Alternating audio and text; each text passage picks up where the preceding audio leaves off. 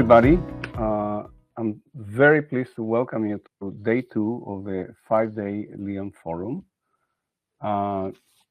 Today we start with a presentation by Peter Bryant on a just transition to a cleaner energy future, which continues on the path from yesterday's agenda to present to young people around the world at Brock and Canada and elsewhere the many opportunities to build a meaningful, rewarding career where you will be part of helping fix the world. There's a myriad opportunities that are open. There's also, during the forum, career advice regarding mentoring, how to connect, and at the forum itself, you'll be presented with executives and professionals and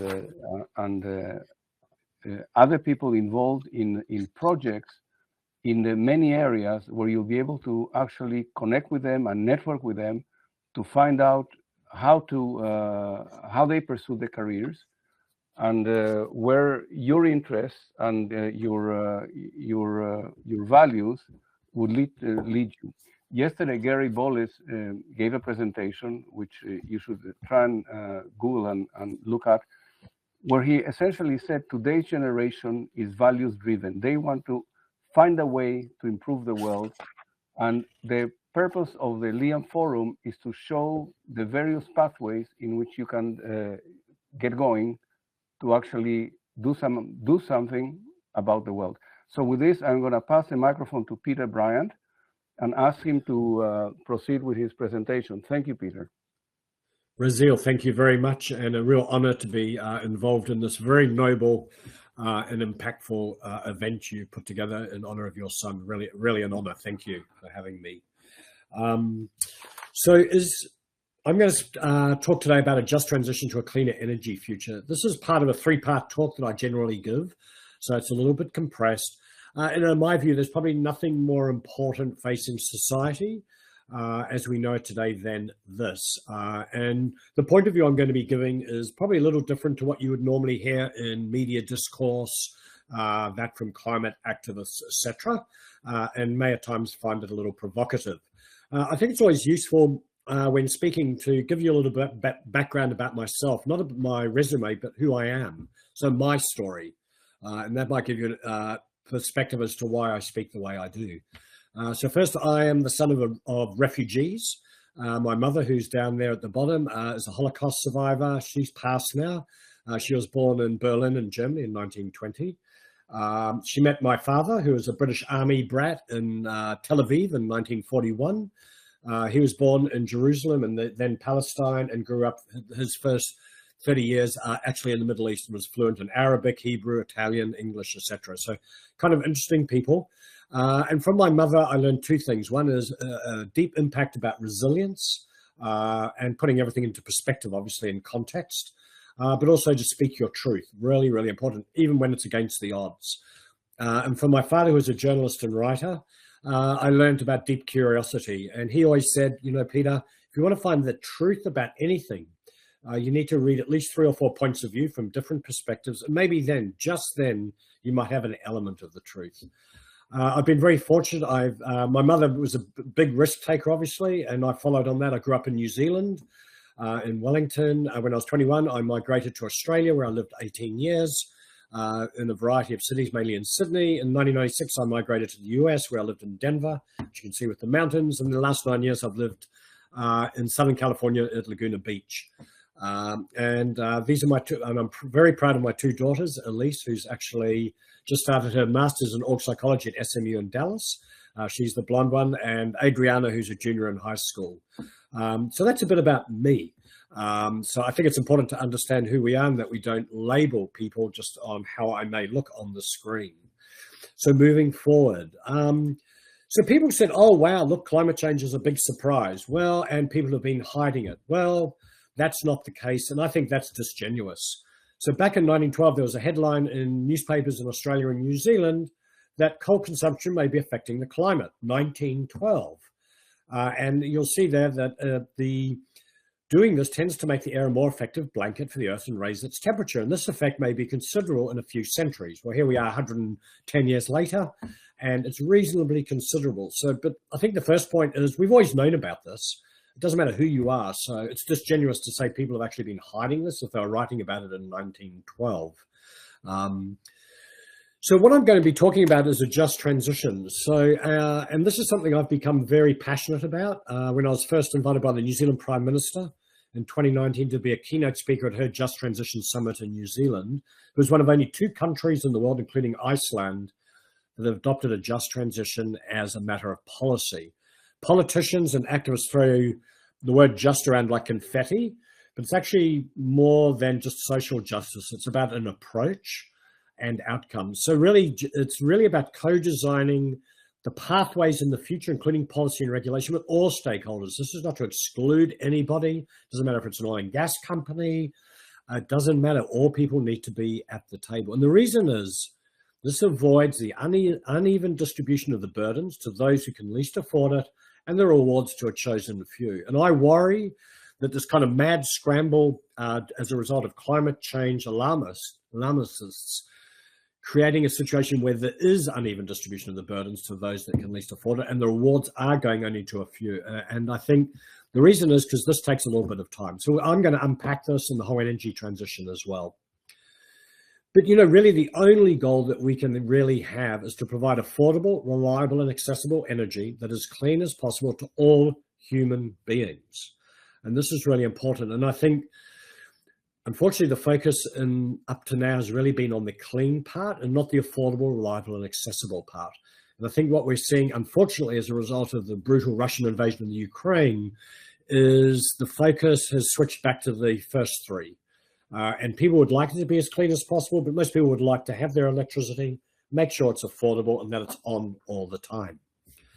So if that's the goal that we're having, how do we get there? So first, this is an innovation challenge. We're not going to legislate or executive order our way to a cleaner energy future. I mean, absolutely, this is part of, you know, kind of the overall solution. And I'm not just counting public-private partnerships by any imagination, or that legislation has its role, but it tends to be lagging. It is really an innovation challenge, and we can, and I think we will, innovate our way to a cleaner energy future. But I think it needs to start, as I said, with the stakeholder discussion with all stakeholders at the table. And it's very disappointing to me, for example, at COP26, where I spoke, you know, the oil companies weren't invited. That's a problem, especially when you start demonizing people. And then we'll get into more things around Indigenous people as well. The energy transition really has 4 significant challenges that present opportunities. And unfortunately, I would say that most people only think about the first challenge and don't really think about the other 3, which are all equally, if not more important. So one is to reduce emissions. We get that. But there's some facts that are always surprising people to unpack that a little. Second, and we touched on this yesterday in a panel I facilitated, is that we're moving from a fossil fuel dependent energy system to a mining dependent energy system. And quite surprisingly, this is something that legislators, activists, downstream companies are only just waking up to. The third challenge is social equality, and social equality is broad. That is social equality in the developing world, in Africa, Latin America, and parts of Asia, as well as social equality for the poorer segments of society in the developed world. And then finally is China's love affair with coal, which really, no matter what we do, if we can't solve this, kind of all efforts are for zero, what we do in the West. So these 4 challenges are all interconnected and interdependent on each other, and need to be all considered as we do the energy transition. So let's take a look at emissions. So unbeknown, and this is particularly shocking for those that live in the United States, Americans, because Americans like to think they're the biggest at everything, is in fact US emissions is really negligent now to global warming. And in fact, if the US economy shut down entirely, we would have 0 effect on climate change. And the reason is because US emissions are 13% of global emissions. About the same for the US, Europe, and UK is a bit under that. So in fact, China, which is 35% of global emissions, their emissions exceed that of the US, UK, and Europe combined. And the other interesting fact within this is that China's emissions continue to grow, and they talk about flattening in 2035. And other than the spike we're seeing because of the energy crisis, the US, UK, and EU emissions are declining. The other complication is that makes emission reductions difficult is there's no one dominant sector in terms of contribution of emissions. Most sectors, the biggest is ag and land use, about 18%, but all the other sectors seem to be in the 12, 13% category. So it gets very difficult as we need to have a universal approach to this. I just want to comment what I hear from Peter. It's so logical and it makes perfect sense. It is very important for us in society not to exclude or demonize a particular sector. In Canada, we have the oil sands, which are doing very advanced work. I'll give the microphone back to Peter. Great, Raziel, thank you. And great points, by the way. I think it's really important not to demonize sectors and stakeholder groups. So I think when you talk about this kind of geographical distribution of energy emissions and energy usage and emissions by sector, this creates a lot more complexity that is inherent than what media and politicians and activists like to do. So they kind of simplify the discourse and what they're trying to say. But in the process, I think that probably unintentionally, giving them credit, are creating a dishonest discourse in society. And I think it's really important, we'll talk about this, is how individuals need to educate themselves about this, not just take things on face value about what people are saying. And that's on all sides. So it's very, very complex. And it gets into the role that the US and the West really should play as we go forward. So what's the solution? And the key thing is this distinction between, are you worried about climate change or are you anti-fossil fuels? Those are two different positions.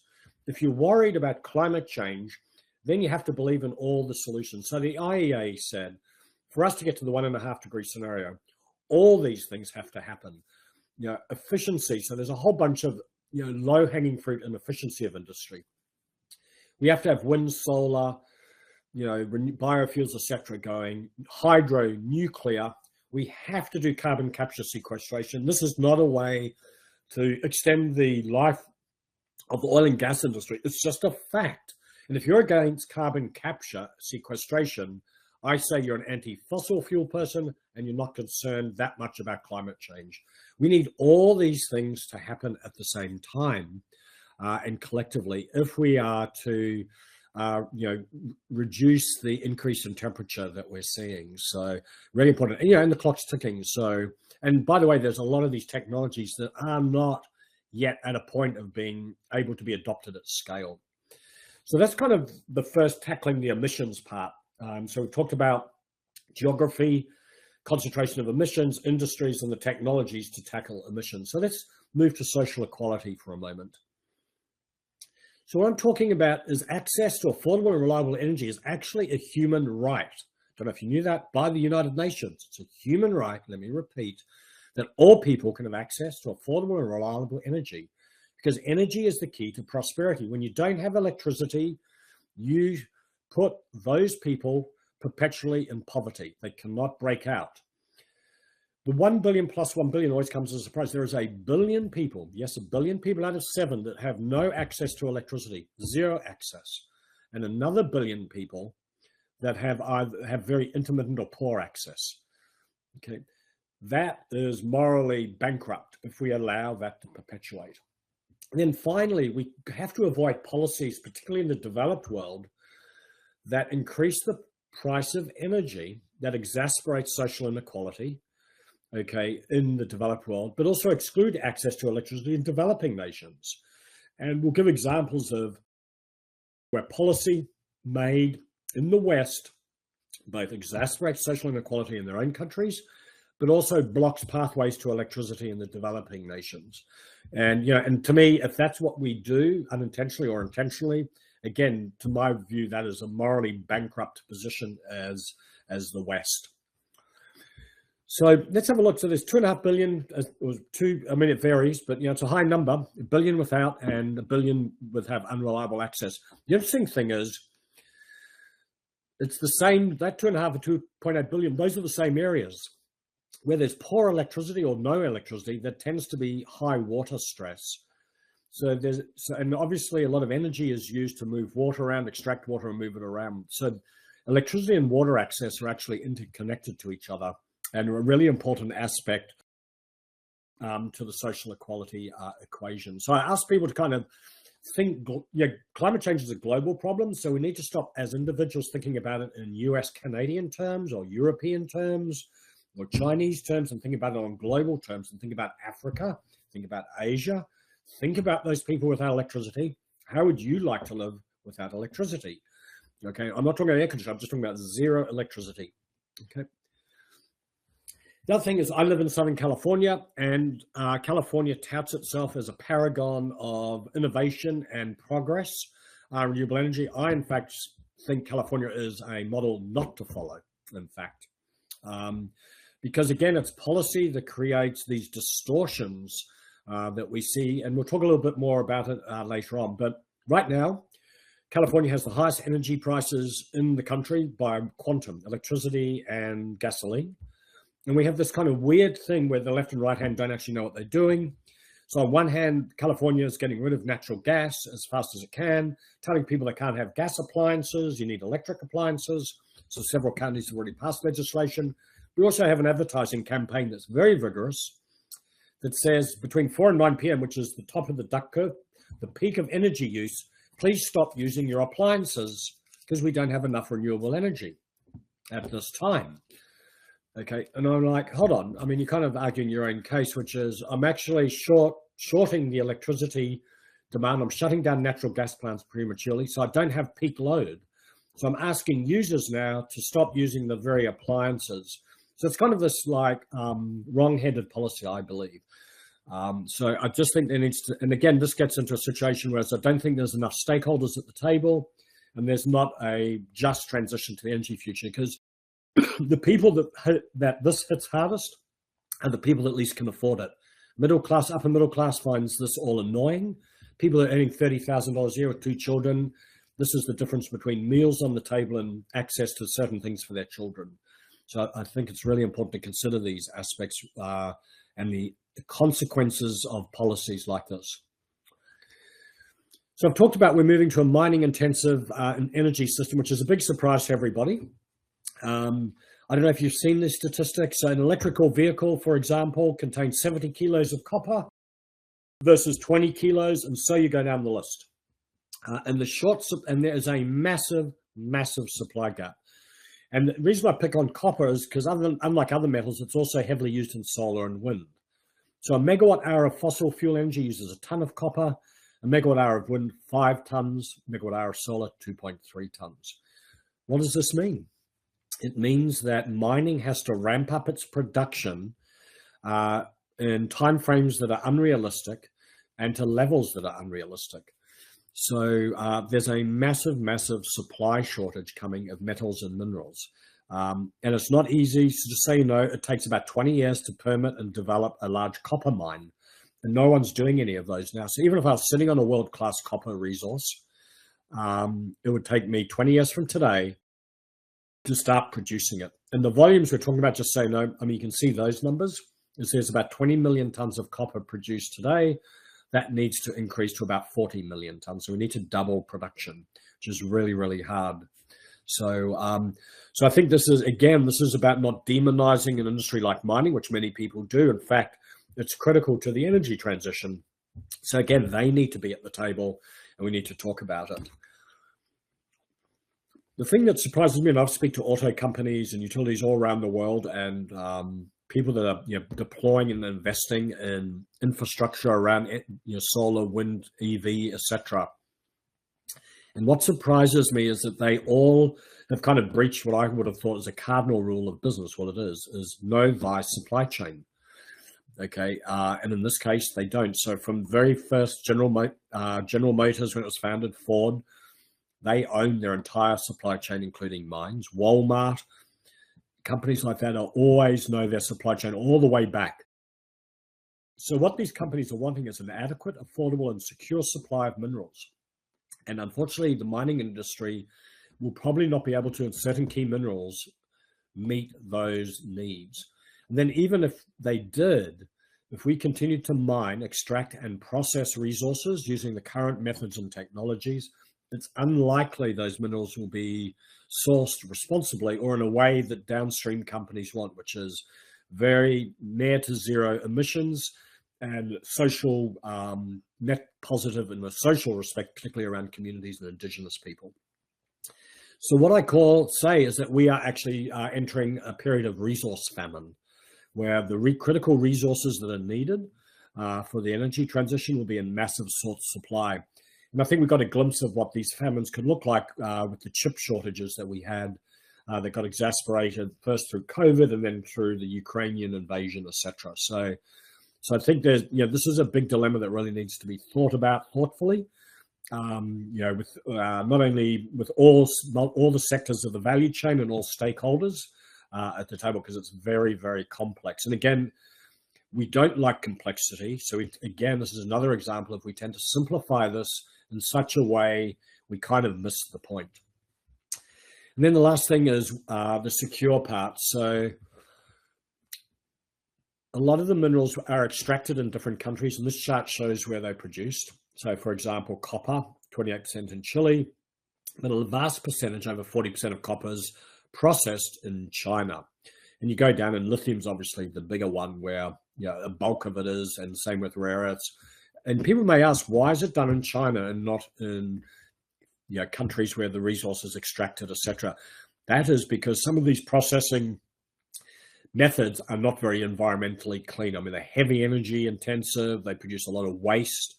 And unfortunately, environmentalists in Western countries tend to not want and tend to take legal action, etc., and governments tend not to permit these plants. So there's a tension, and we want these minerals in an adequate supply, affordable and secure, yet we don't want the environmental footprint that happens as a result of that. And I will say, people talk about recycling and thrifting, reducing the usage of these materials. That can help a little bit, but increased recycling of these metals, which is also a messy process, and thrifting, using less of it, even substitution, will only eat into some of this demand. It will not solve the supply problem that we have. And last, I want to talk about, at the end of the day, it's all about trade-offs, and I think we have to have an honest discussion about this in a just transition, and that is every human activity has a negative consequence. So we just need to talk about and understand which are the negative consequences we're willing to bear. And one of those trade-offs, for example, and I should have changed the photo, by the way. So the wind turbines, a lot of people know this, and this is for the big offshore turbines, is because they need lightweight, every blade, so you got 3 blades on wind turbines, each blade requires 115 tons of balsa wood to be chopped down. It ends up being about 15 to 30 tons of balsa wood in each blade. Okay, but we cut down 115 tons of forest in Ecuador. And what's happened in unintended consequences, we created an illegal logging industry in Ecuador that has crime and has really affected poor and indigenous communities. And now people are innovating hard to get rid of balsa wood. And the reason balsa wood was chosen because it's light, strong, and flexible. Very unique material. So again, this is kind of a trade-off. So do you cut down forests in Ecuador to get a wind turbine characteristics the way you want, or do you wait and figure out something else? And people might ask why Ecuador, even though the climate is very unique there, and balsa wood, which takes 15 years for a tree to grow, is a unique climate. So the point of this illustration is to show that nothing's fully virtuous, that everything has a negative consequence, and we need to understand what they are, otherwise nothing gets done. Another example is, the largest solar facility in the US in the Mojave Desert is caught up in the courts because of a desert turtle might get endangered. And that's terrible, but this will get wound up and take ages for the solar plant to be developed. But again, we need to understand, if we're going to develop these things, if you can't do it in a desert, where are you going to do it? Because there's always a negative consequence. So it's better to have, as a just transition us, have these discussions up front and acknowledge which trade-offs we want to accept or not. So finally, China's love affair with coal. Pardon the phraseology here, but China is gaming the system. Okay, so let's be honest here. So China has 1,000 gigawatts of coal power, Just put everything in perspective. The entire United Kingdom grid or Californian grid is 85 gigawatts, okay, in perspective. So China put new power plants, coal power plants in 2020 online, 250 gigawatts. In the same year, it approved another 200 gigawatts of power, coal-based. And is funding in Asia and Africa 200 gigawatts annually of new coal plants in those countries. And generally, those coal plants are low-tech ones. So usually are emitting a lot of the NOxes and SOxes, which are worse than CO2, very harmful for human health.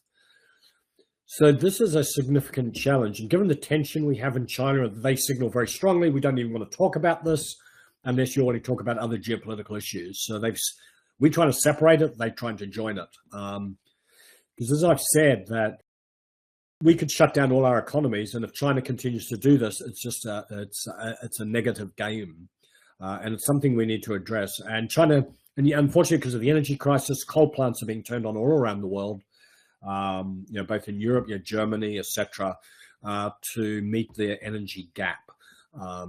So I think there needs to be a much more thoughtful, transition strategy put in place. So I'll skip that. This is just doubling down on coal. There's a lot of it, and the demand curve looks pretty strong. And again, it's because people want electricity, and sometimes coal is the best way to get there. So the other thing is, I believe in bottom-up change. Corporates are acting, we know that. A lot of it's not about greenwashing. Dow, which is a big industrial company, and I encourage people to look at their footprint, handprint, blueprint approach to sustainability that they developed a long time ago before ESG was even a term. And they're very committed to that, and they're very committed to no new plastics being produced by 2050. And they've created coalitions of other plastic companies and upstream providers, which is part of their blueprint strategy, which says when a problem is bigger than a company or an industry, you need to drive action as a collective house. In the former Starbucks CEO Starbucks, about profit positive, people positive, and plant positive. I think it's kind of just a different framing, but I think these are all companies consistent with their culture and values, framing their approach to sustainability in a way that's relevant to their business, relative to their values, and relative to the culture of the company. And again, it's not one size fits all. So just a reminder, what's a just transition? Remember, we don't want uneven distribution of burdens, and we want to have a reasonable opportunity for as many people as possible to share in the rewards of this energy transition. So we need to think differently about this. So here's a little bit of a video to motivate you on thinking differently. I wonder what you would do if you had the power to dream at night any dream you wanted to dream. And you would, of course, be able to alter your time sense. You would, I suppose, start out by fulfilling all your wishes. You could design for yourself what would be the most ecstatic life.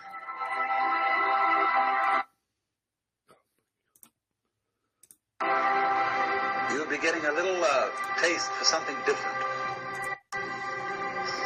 And you would move over to an adventurous dimension, where there were sudden dangers involved, and the thrill of dealing with dangers. And after you've done that for some time, you think up a new wrinkle, to forget that you were dreaming, so that you would think it was all for real. And then you say, well, like children who dare each other on things, how far out could you get? Because all perfectly known futures, as I pointed out, are past. They have happened, virtually. It is only the true future is a surprise.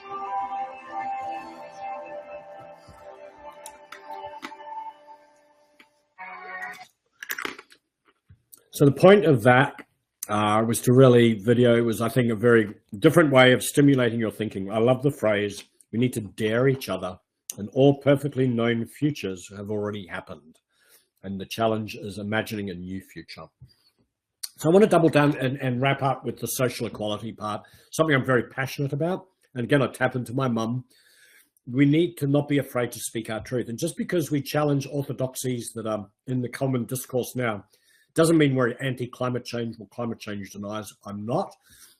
But I disagree vehemently with some of the approaches that are being taken, and that we kind of jam viewpoints down people's throats without consideration. So, so that's my very strong position.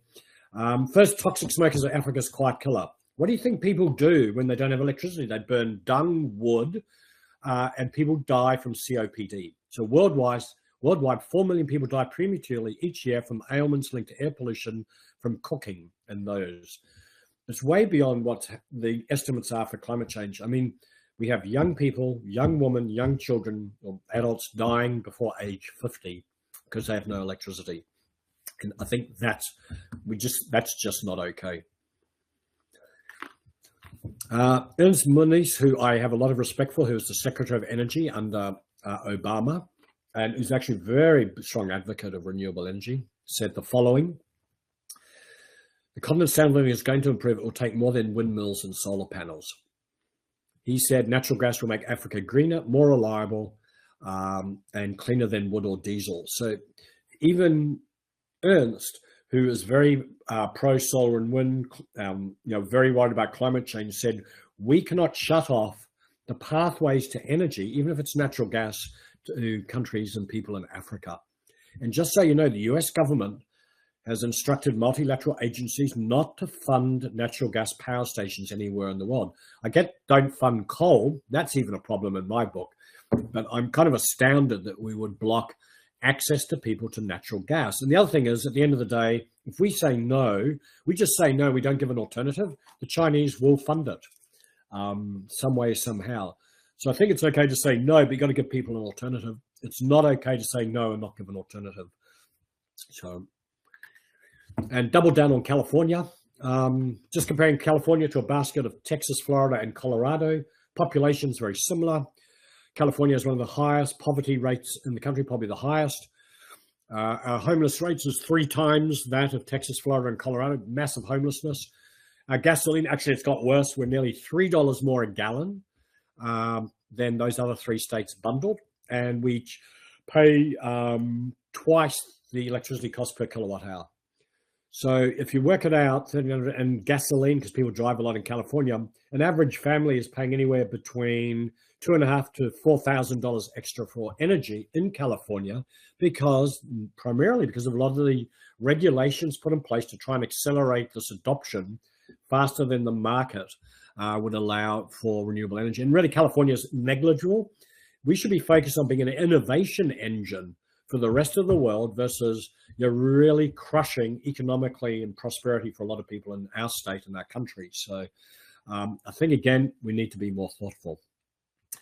When I do my talks, I did this to a bunch of family officers. I won't tell you all the details, but I gave them this mythical exercise. There were 13 people. They were all anti-coal. The point was we went into clarifying questions. We spoke for an hour.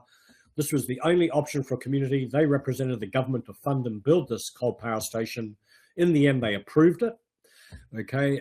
And at the end, I asked them, are they still anti-coal? And they said, yes. And I said, well, why did you approve it if you're anti-coal? And they said, what else could we do? We're not going to deny people access to electricity. And the key was we were able to develop pathways. But they said the key point for them was just sitting down, putting your biases on the sideline for a moment and listening and understanding other people's situations, reframes how you think, and puts your kind of your strong viewpoint to the side. And just doubling down on that, an African minister at CERAWeek, which is the big energy conference in Houston, said, do not ask those without a foot to carry the burden of your Western energy transition. And I found that very, very powerful. And another minister next to him said, you need to allow us to do our transition from wood to gas. So this is the reality. And I think what they feel, and I've spoken to enough African ministers, is they think the West moralizes and talks down to them. Okay, and I tend to agree. I think that we need to kind of just become more realist and become innovation engines for these countries and not moralize them and tell them what to do. I found this recent quote from the New Mexico state senator is, my people don't care about electric vehicles when they can't barely afford food. And again, you know, when people are trying to get out of poverty, it's okay for us to live in our comfort, but I think we need to understand global problems, 7 billion people, they don't all have the quality of life that we have. So we need to think globally again about this. Coming into the home straight, and I know the clock's ticking, Mike Podlessley, who is from Canada, Indigenous person from Canada, director of the First Nation Major Projects Coalition. He said, I can't wait to put the I for Indigenous into ESG. They reviewed a significant amount of ESG standards and found Indigenous people were mentioned twice in over 100 standards and only twice as risks to be managed. And one that said, actually, if there are no lawsuits being instigated by Indigenous people, then you're good. And Mark said that actually encourages Indigenous people to sue because it's seen as the only way they can get their viewpoints across in a given situation, which is counterproductive. Matthew Kuhn-Cum, former Grand Chief of the Grand Council of the Crees, who sits on our board, once said, we want participation, not consultation. In fact, we find consultation insulting. I think even when we're doing all this, we find a lot of the minerals as we go back that the energy transition is dependent upon. I know in the Americas, over 50% of those reserves, if you like, of mineral, or these new reserves of minerals sit on or adjacent to Indigenous lands. And as Indigenous people are reframing how resource development's done to grow their prosperity, that further kind of creates a risk factor, if you like, for the development of these resources. But they need to be engaged, spoken to as owners, and integrated into whatever the solutions look like. And again, Indigenous owners, so this is a global problem in Chile. These two Indigenous communities are suing to stop the largest lithium mine in Chile. Why? Because they want to produce more and more lithium. That is the company for your Tesla, but we are the ones that pay the price. This gets back to this point that the Indigenous people and the communities that live in and around these mining developments often don't see the level of benefits that grow their prosperity in a way that they actually have social and economic progress. In fact, they often are worse off. And that's a testament to both the governments and the countries, the way the business model of the mining industry works. And whilst we have made progress, it's not keeping pace with the societal demands and Indigenous demands. So this is something we nearly need to grip on. And again, it's another aspect that people don't either understand or want to talk about when they're pushing for this energy transition at an express pace. So we put that, that's a lot of information, kind of a fire hydrant. I appreciate it. And I love talking about this, as you can imagine. And so when you sit back and say, you know, Canada, the US and Europe, so what is our role? Well, I subscribe to Bill Gates' quote, that our role is to make it easy for other countries to get to zero. We're already on a downward transition, and we can accelerate that through certain things, but we don't need to crucify our economies and the well-being of our communities in this kind of mad headlong rush. What we should take a deep breath and focus on what are the key innovations, and I've got a whole talk on what are the key innovations are, that we can drive from our investments to help other countries. So if we say no, for example, for certain plants in Africa, what's the alternative? We need to crack grid level storage. We need to crack carbon capture sequestration. So there's a whole bunch of technologies that are not prime time yet that we need to figure out. So I believe the US, and this includes Canada, Europe, and the UK, is to make it easier for other countries to get to zero. So my last comment, especially to the young people in the audience, but the older types like us as well, is what can I do? A lot of people ask me. So first is educate yourself. Be curious and never stop learning in this area. And like my dad always used to say, read 3-4 sources. I'm just one source. Okay. Seek multiple points of view. Just don't listen to one. And I think this truth to power is really important. I think the push because of climate change and anti-fossil fuel is that they're shutting down other voices. And I think that is not helpful. And we live in a society where we're not engaging very well with each other and don't accept other points of view. And we need to, in this theme and topic, really grab that. So use your voice to engage. In the last session, I did this in Mexico. People asked, well, should we? I told them they should actually speak to their local politicians and educate them about this. So bring a pragmatic and educated voice to the table as a result of that. Don't be an alarmist. We're not facing existential threat. I mean, this is horrible and could a lot of economic damage, a lot of lives be lost? Yes, but it's not an existential threat to mankind. And, you know, bad is not existential. So, and I threw in here because of regenerative agriculture, which is what I talk about as well, which I think is a really powerful opportunity given the amount of emissions that from ag is everybody should go plant a tree. I think it's good. Sources from a reading perspective, I think Axios has some really good newsletters around energy that I think are pretty non-partisan and reasonable. The Economist is always an excellent approach. I'm a big fan of the Environmental Defence Fund, EDF, very pragmatic, work closely with corporations to work on better emission plans. And finally, a book that has nothing to do with climate change is The Choice by Dr. Edith Eger, which is about how you escape the prison of your own mind. Dr. Eger, who's still alive as a Holocaust survivor. And then finally, How to Avoid a Climate Disaster by Bill Gates. So I'd like to thank you for your time. And Raziel, again, thank you for the opportunity to speak with everyone. And here are my details. I'm happy to answer emails and talk to people that are on here. And also, I'd encourage you to visit my speaking website and reach out. And 2 interviews I'd encourage you to listen to, which is Sheila Kama, who is the CEO. She's a native from Botswana. Her interview about truth to power is important. Then an interview with 3 Indigenous leaders, 2 women, one from Australia, one from New Zealand, and Mark Podlasny from Canada, is deeply insightful around how important Indigenous people and how they think and their values and how they're important in thinking how we develop resources going into the future.